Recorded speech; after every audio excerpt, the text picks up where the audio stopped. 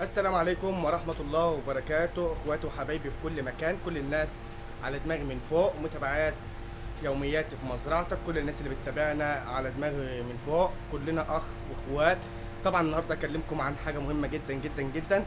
لو بتحب تربي الارانب ومحتاج سلالة، موجود بفضل الله مع الاسلامية المتميز للارانب والاعلاف. هتلاقي ان شاء الله جودة ارنب بمناعة عالية، جودة خصوبة عالية، وهتلاقي مش بس كده، عندنا أعلاف برضو خاص بمزارعنا.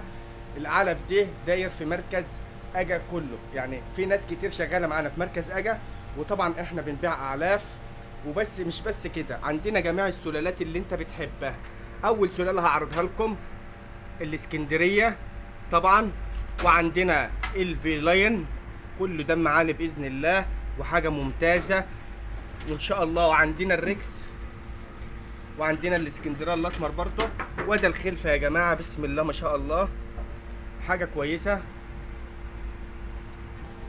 وبالنسبه لكل الشباب اللي بتحب تربي في عمر ال70 يوم عشان تبتدي الموسم ان شاء الله على شهر 9، عندنا برضه حاجات عمر 65 يوم.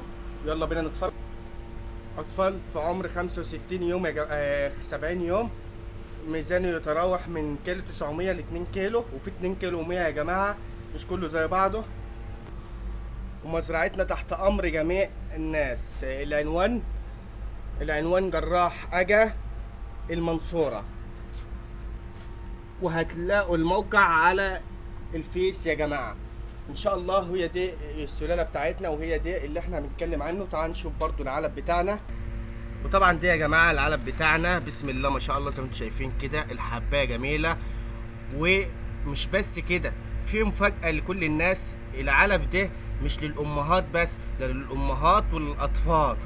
وطبعا احنا عاملينه على ايدينا، وان شاء الله تحويل كويس، خصوبه كويسه، وعليه كل الالتزامات اللي تنفع للارانب يا جماعه. ولو عجبك الفيديو ده ما تنساش لاخوك اللايك، وشير على قد ما تقدر عشان اخواتكم يستفيدوا. وما عندناش اي مشاكل يا جماعه، والعلف ده يا جماعه ما فيش اي مشاكل معويه.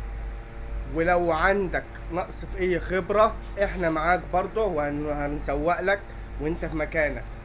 وتاني حاجه يا جماعه، مش هنسوق لك بس وانت في مكانك، وكمان يا جماعه هنقدر لو عندكم اي مشاكل بالنسبه للارانب هنقدر نحلها لكم باذن الله. والسلام عليكم ورحمه الله وبركاته.